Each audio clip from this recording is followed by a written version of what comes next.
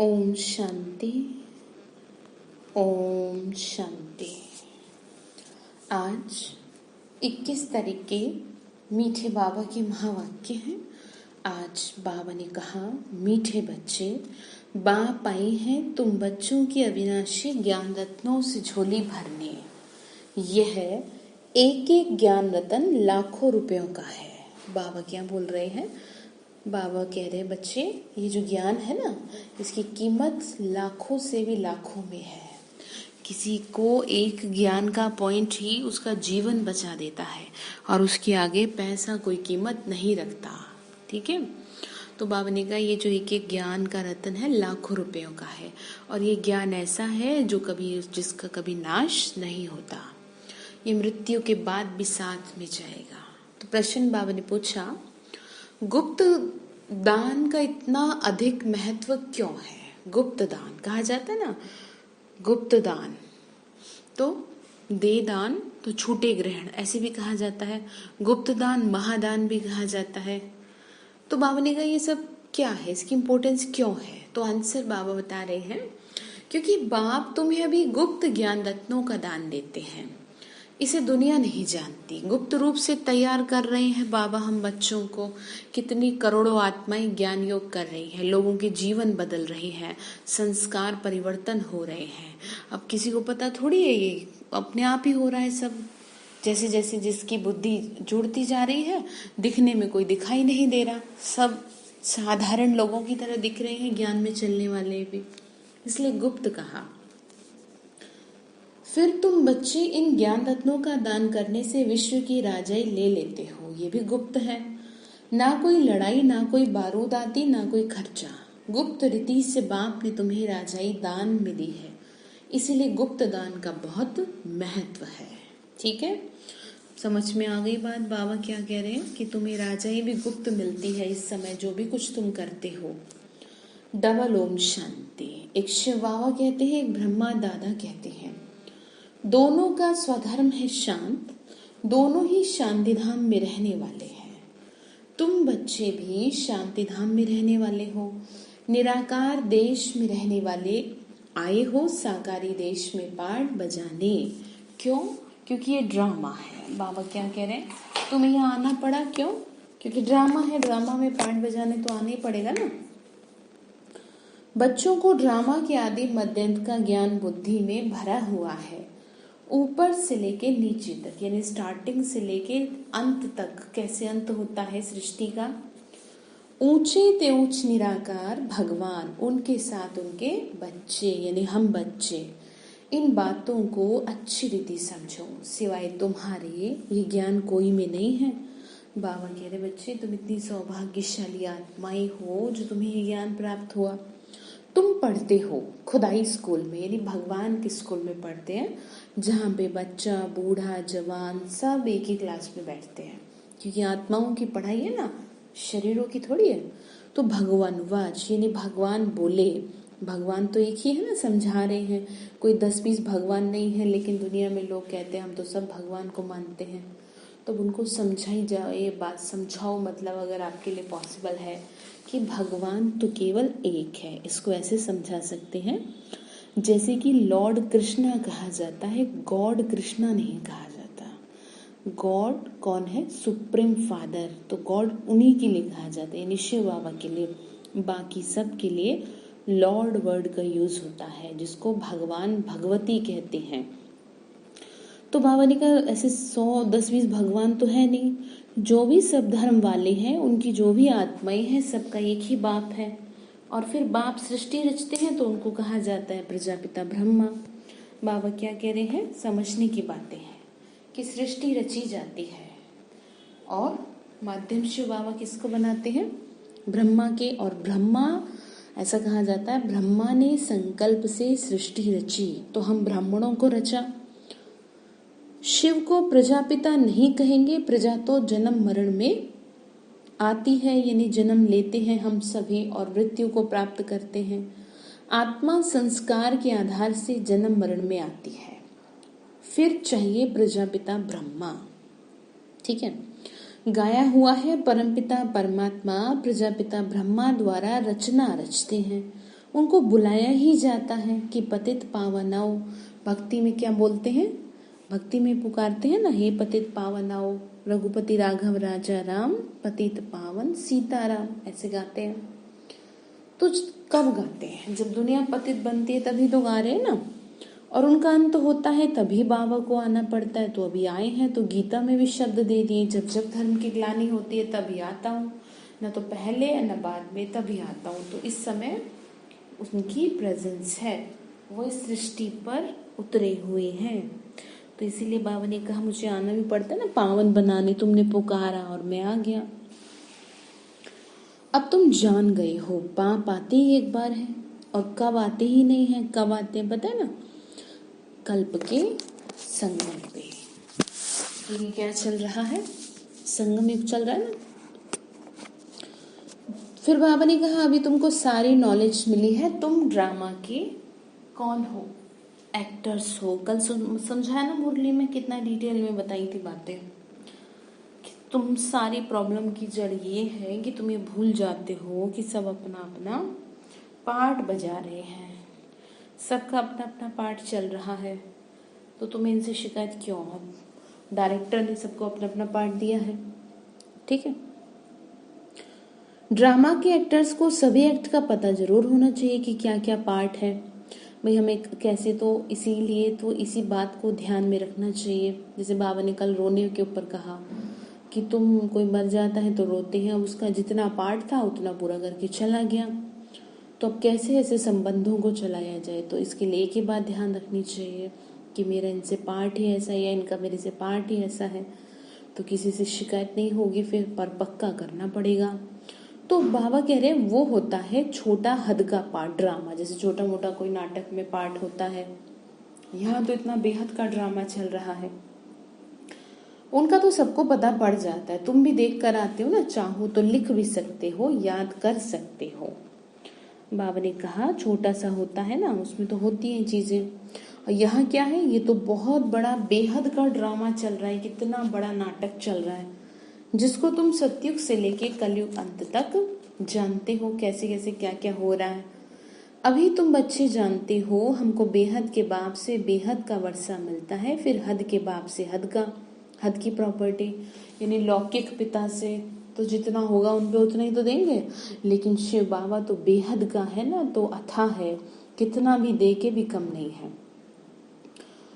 क्या कौन सी प्रॉपर्टी, ज्ञान गुण शक्ति, ये सब प्रॉपर्टी तो है, इसी के बिहाव पे जाएंगे फिर आगे। बाबा ने समझाया था राजाएं जो बनते हैं वो अगले जन्म में दान पुण्य आदि करने से एक जन्म के लिए राजा बनते हैं। जो राजा बनते हैं उसका बेस ही होता है एक ही जन्म के लिए, एक ही जन्म के लिए थोड़ी किसी को मिलेगा, ऐसे नहीं कि वो दूसरे जन्म में भी बनेंगे, वो तो करना पड़ेगा ना, वो करना पड़ेगा, मतलब कॉन्टिन्यूटी रखनी पड़ेगी। ऐसा नहीं है कि एक जन्म में करके फिर हमेशा मिले।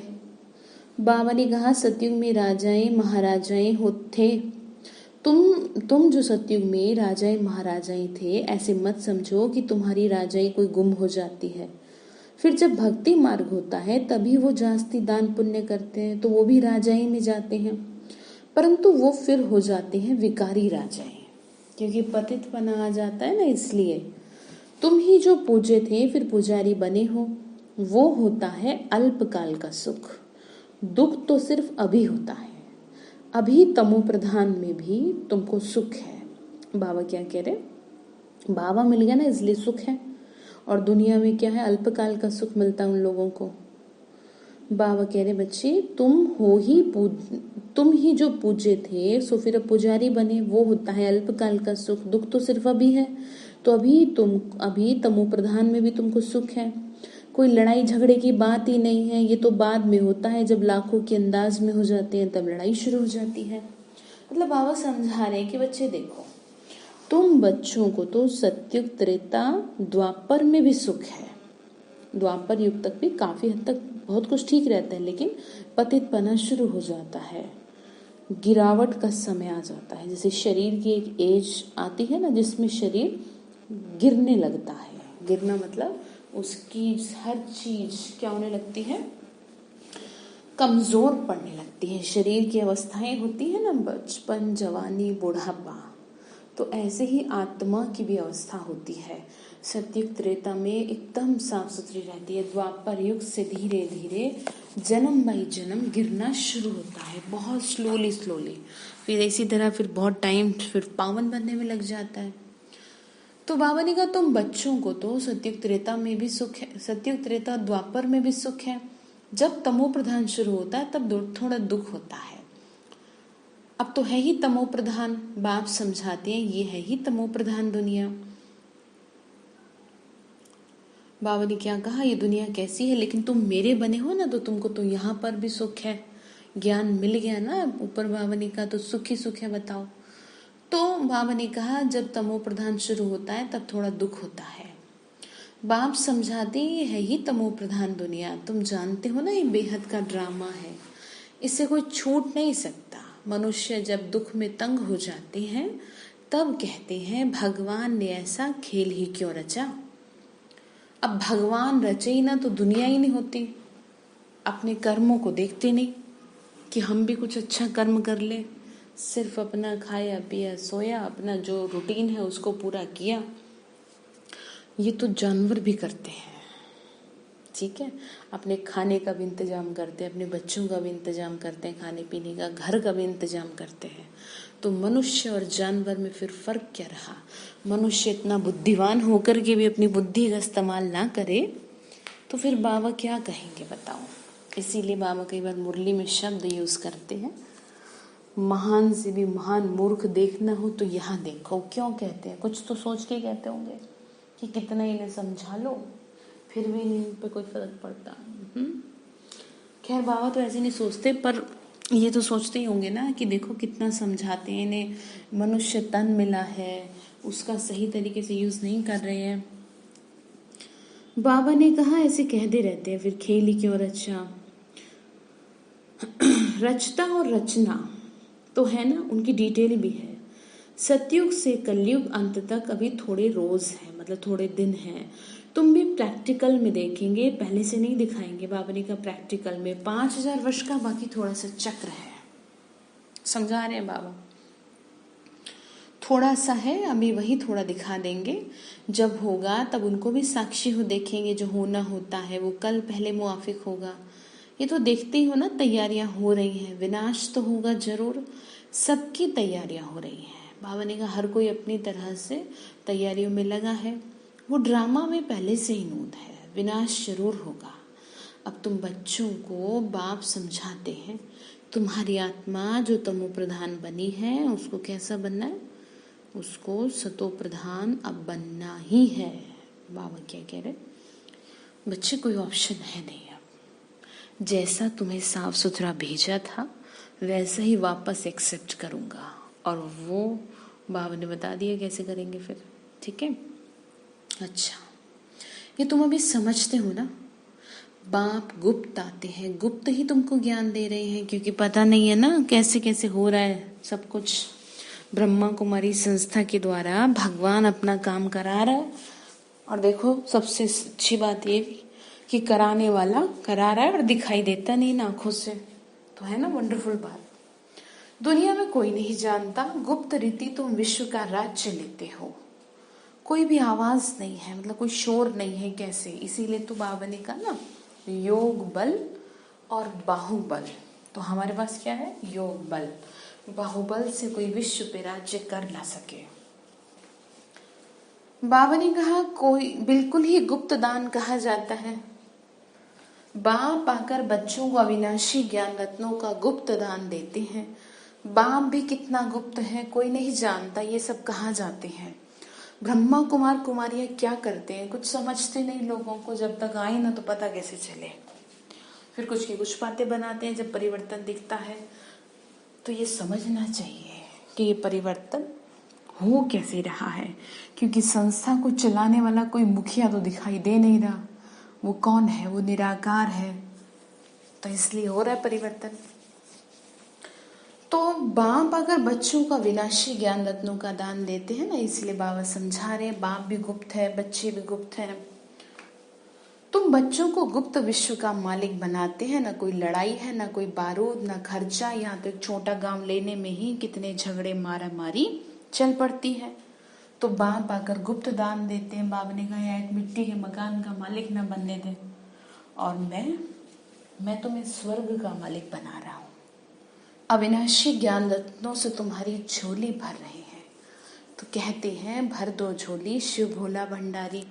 भक्ति में पुकारते हैं तो कहते हैं ना, ऐसे वही समझा रहे हैं बाबा, मैं भर रहा हूँ झोली, ज्ञान ले लो जितना ले सकते हो, क्योंकि ये ज्ञान ही स्थूल धन का रूप ले लेगा आने वाले समय में, इसलिए बाबा कह रहे हैं।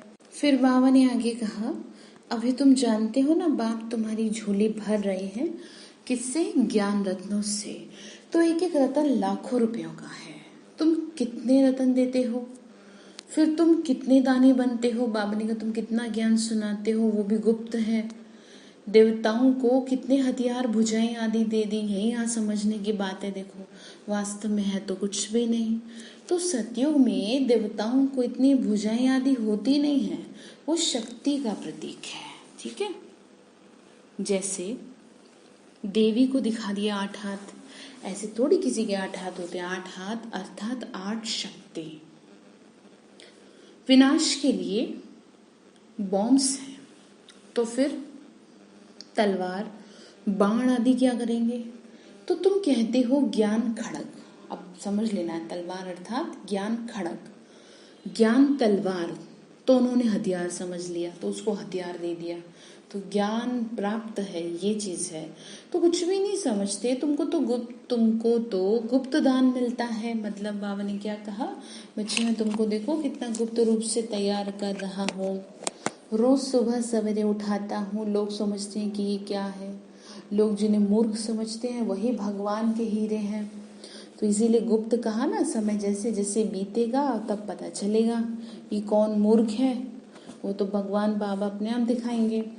तो इसीलिए तुम फिर सबको गुप्त दान देते हो। तो तुम जानते हो ना बाबा हमको श्रीमत दे रहे हैं। श्रीमत है भगवान की, यानी शिव बाबा की। तुम जानते हो हम आते हैं नर से नारायण बनने। उनको सर्वगुण संपन्न 16 कला संपूर्ण दैवी गुणधारी कहा जाता है। किसको? देवताओं को। बाबा ने कहा दैवी गुण सिर्फ उन देवी देवताओं में ही होते हैं, फिर कलाएं कम होती जाती हैं। जैसे संपूर्ण चंद्रमा की रोशनी अच्छी होती है फिर कम होती जाती है, कम होते होते एकदम पतली लीक बच जाती है, मतलब बहुत मामूली सी। तो सारा गुम नहीं होता, बाबा कह रहे हैं लकीर जरूर रहती है। तो यही समझ लो क्या है लकीर। ठीक है, मतलब बिल्कुल अपवित्र नहीं बनते, थोड़ी थोड़ी पवित्रता रहती है। भारत में आज कलयुग में भी पवित्रता का बहुत मान है, गिरते गिरते भी बहुत बचे हुए हैं अभी। तो अभी तुम्हारी है बेहद की बात। बाबा ने कहा लकीर जरूर होती है ना, जिसको क्या कहते हैं, अमावस कहते हैं। तो अब तुम्हारी है बेहद की बात, तुम 16 कला संपूर्ण बनते हो। दिखाते हैं कृष्ण के मुख में माताएं चंद्रमा देखती हैं। वो मुंह खोला तो दिखाया हुआ ना। तो इसका मतलब क्या है? इसका मतलब है साक्षात्कार की बातें, जैसे समझानी, जिसकी बाबा ने क्या कहा, जिसकी समझानी मैं तुम्हें देता हूँ कि इसका क्या मतलब है। अब तुमको संपूर्ण बनना है, माया का संपूर्ण ग्रहण लगा हुआ है। बाबा क्या कह रहे बच्चे, तुम पे पूरा ग्रहण लगा है। तो इसीलिए बृहस्पति की दशा बैठी है, इतना ध्यान रखो, राहु का ग्रहण मत लगने दो। बाकी जाकर लकीर बचती है, सीढ़ी उतरते आए हैं, सबको सीढ़ी उतरनी है, तभी फिर सबको वापस जाना पड़े। तुम अभी थोड़े हो, आहिस्ता आहिस्ता वृद्धि होगी। बाबा के बच्चे हैं ना, पढ़ाई में बहुत नहीं पास होते हैं, ज्ञान सुनने तो बहुत आते हैं, ज्ञान में चलने वाले तो बहुत कम होते हैं, क्योंकि स्वर्ग में फिर उसी हिसाब से रहेगी सब। तुम्हारे सेंटर्स भी धीरे धीरे वृद्धि को पाते रहते, मतलब बाबा के घर। समय नजदीक आता जाएगा, फिर समझेंगे इन्हों में क्या है। दिन प्रतिदिन प्रोग्रेस होती रहेगी। अभी कहते हैं हमने समझा था कि कहाँ तक चलेंगे, यह कहाँ तक चलेंगे, खत्म हो जाएंगे। मतलब जैसे कई लोग कहते हैं ना, शुरू में इस डर से बहुत भाग गए, पता नहीं क्या होगा, न यहाँ के न वहाँ के रहेंगे, इससे तो भागो। मतलब जो शुरू में आए, थोड़े ज्ञान में चले, संशय आया तो बाबा को छोड़ के चले गए। तो दिमाग में 70 तरह की बातें चली, माया ही थी, भाग गए। फिर उनमें से आते रहते हैं। बाप कितना सहज समझाते हैं, कितना अच्छे से इन अबलाओं अहिल्याओं को कोई तकलीफ नहीं देते, इनका भी उद्धार तो करना है ना। कहते हैं बाबा हम तो कुछ पढ़ी लिखी नहीं हैं। तो बाबा कहते हैं कुछ नहीं पढ़ी लिखी तो बहुत अच्छा, शास्त्र आदि जो पढ़े हैं वो सब भूल जाओ, क्योंकि सारे ज्ञान का सार तो केवल एक ज्योति बिंदु स्वरूप शिव बाबा पे आके रुक जाता है, और उसका इंट्रोडक्शन मिल गया आपको। तो फिर कहते हैं मैं कुछ जास्ती पढ़ाता नहीं हूँ। बाबा कह रहे मैंने तुम्हें कुछ जास्ती, मन मना भव, मन ही मन में बस स्वयं को आत्मा समझ के मुझे याद करते रहो, बस इतना करना है। सिर्फ कहते हैं मुझे याद करो तो बादशाही तुम्हारे सतयुग की, बस तुम्हारा बेड़ा पार हो जाएगा। बच्चा पैदा हुआ और कहेंगे बाबा, बस वर्षे का हकदार बन जाते हैं। ये भी तुम हकदार बन जाते हो ना, बाप दादा को याद किया और राजधानी तुम्हारी। सेकंड में जीवन मुक्ति, साहूकार लोगों का पिछाड़ी का पार्ट है। बाबा ने कहा वो लास्ट में आएंगे, पहले गरीबों की बारी है, तुम्हारे पास आप ही आएंगे, दलितों का भी उद्धार होना है। बाबा ने कहा सब आएंगे जाएंगे कहाँ, बच्चे तो मेरी है ना। भिलिनी का भी गायन है, कहते हैं राम ने भिलिनी के बेर खाए, ठीक है, ऐसे समझ कहते हैं ना। तो फिर बाबा बता रहे हैं कि गायन है तो कुछ तो किया ही होगा। तो बाबा ने कहा समझो टोली आदि ले आए तो इनकार कैसे कर सकते हैं, मतलब जैसे कईयों की बहुत भावना रहती है। भिलिनी गणिकाएं, ठीक है, क्या कहा, भिलिनी गणिकाएं ले आएंगी तो तुम भी खाएंगे, मतलब बाबा भावना को स्वीकार करते हैं, ऐसे कह रहे हैं। हालांकि जो सेंटर्स पे समर्पित बहनें होती हैं उनके लिए तो नियम होता है कि वो बाबा के घर में ही सारी चीज़ें करती हैं, बाहर से तो कुछ करते नहीं, लेते नहीं ऐसे। परंतु अगर कोई बहुत अच्छे से ज्ञान योग का पालन करता है, पवित्रता का पालन करता है सारी चीज़ों का, तो बाबा उसकी भावना को ठेस नहीं पहुंचाते, उसकी भावना को भी स्वीकार करते हैं।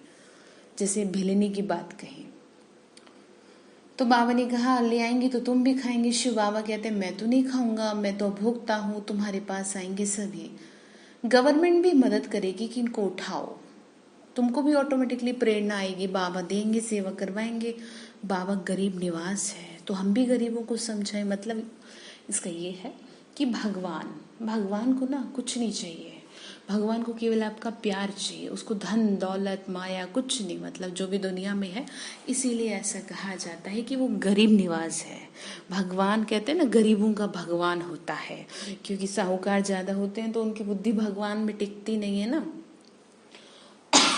सॉरी। तो दूसरी बात ये भी बाबा कहते हैं मैं गरीबों के लिए आया हूं। तो गरीब भी इसमें दो हैं, जिसको ज्ञान नहीं है, भले कितना साहूकार है पढ़ा लिखा है तो वो भी गरीब है, ठीक है। और दूसरा गरीब मतलब बिल्कुल पुअर पर्सन, जो जिनके पास कुछ नहीं है, भगवान उनको भी स्वीकारता है, उनकी भी रखता है अगर वो दिल से बाबा को स्वीकारते हैं।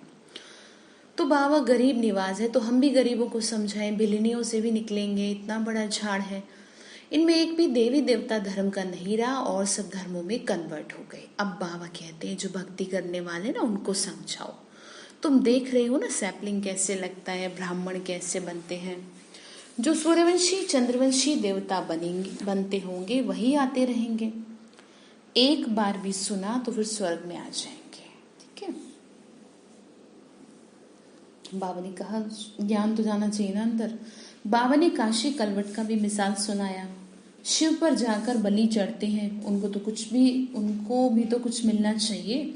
तुम भी बलि चढ़ते हो, वास्तव में बलि चढ़ानी थी विकारों की, उन्होंने अपने सर की बलि चढ़ा दी, क्योंकि सर पे ही है ना सब कुछ। भक्ति मार्ग में राजाई तो होती नहीं, वापस तो कोई जा नहीं सकती, तो क्या होता है, उन्होंने जो पाप किए हुए हैं उनकी सजा भोग चुप तो कर देते हैं।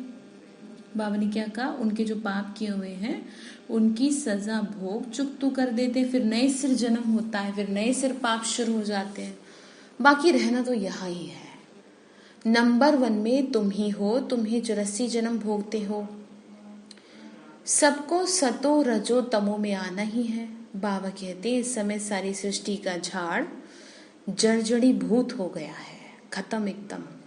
मनुष्य तो बिल्कुल घोर अंधियारे में कुंभकर्ण की नींद में सोए पड़े हैं। एक कुंभकर्ण नहीं है, अनेक है, जगाओ तो भी नहीं जगते। तुम कितना भी समझाओ सुनते ही नहीं है। जिनका पाठ है वो फिर मेहनत करेंगे और वही फिर माता पिता के दिल पे चढ़ते हैं। कौन है माता पिता? शिव बाबा। जो भगवान के दिल पे चढ़ गया तो उसे फिर किसी को राजी करने की जरूरत नहीं है, दुनिया अपने आप राजी रहेगी। तख्त नशीन भी वही बनेंगे। फिर कितनी बच्चियां पूछती हैं बाबा, बच्चों को डांटना पड़ता है। बाबा कहते हैं इसका इतना कुछ नहीं है। तुम पुकारती हो ना हमको पावन बनाओ, तो बाबा कहते बच्चे काम महाशत्रु है। ऐसे नहीं कहा जाता काम शत्रु है। माताओं में इतना नहीं होता, पुरुष बहुत लड़ाई करते हैं।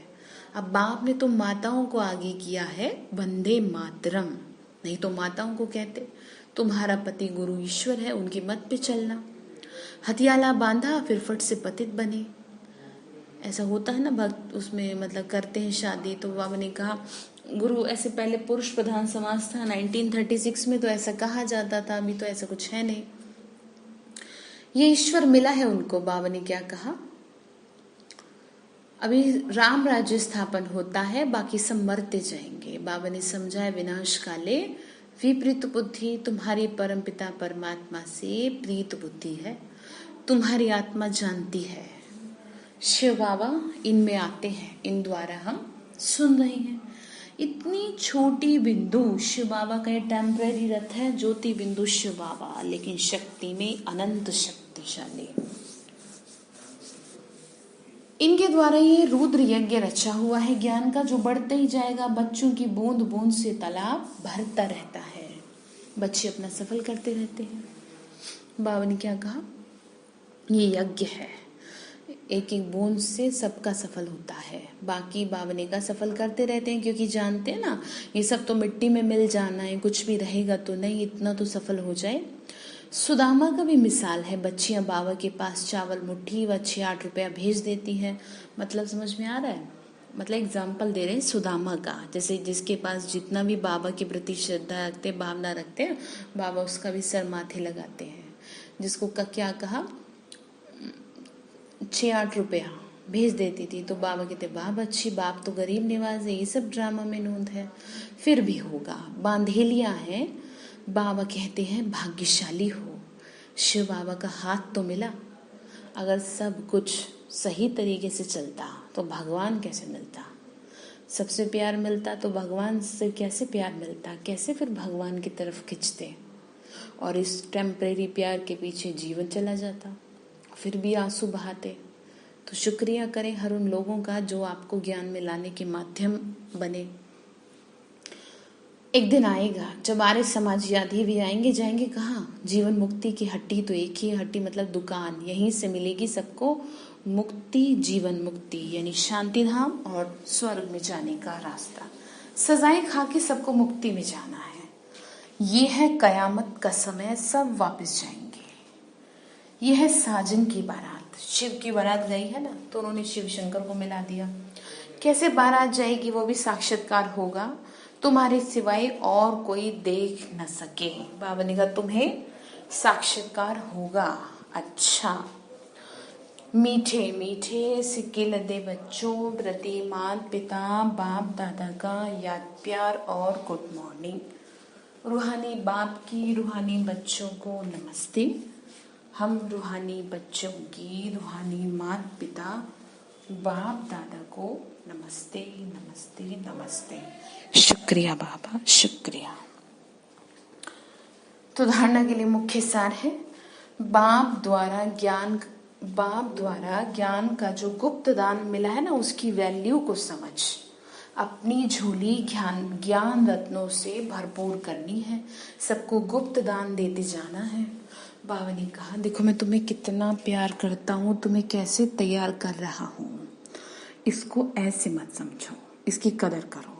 दूसरा पॉइंट है, इस कयामत के समय जबकि वापस जाना है तो अपना सबको सफल करना है, प्रीत बुद्धि बनना है, मुक्ति और जीवन मुक्ति का रास्ता सबको बताना है। क्या कहा बाबा ने? मुक्ति और जीवन मुक्ति। तो वरदान दिया बाबा ने, सत्यता की शक्ति द्वारा प्रकृति व विश्व को सतो प्रधान बनाने वाले मास्टर विधि विधाता भव। सत्यता की शक्ति द्वारा क्या करना है? प्रकृति व विश्व को सतो प्रधान बनाना है तो क्या कहलाएंगे? मास्टर विधि विधाता भाव। जब आप बच्चे सत्यता की शक्ति को धारण कर मास्टर विधि विधाता बनते हो तो प्रकृति सतो प्रधान बन जाती है। सत्यता की शक्ति समझते हैं ना? मैं आत्मा सत्य है, मेरा बाबा सत्य है।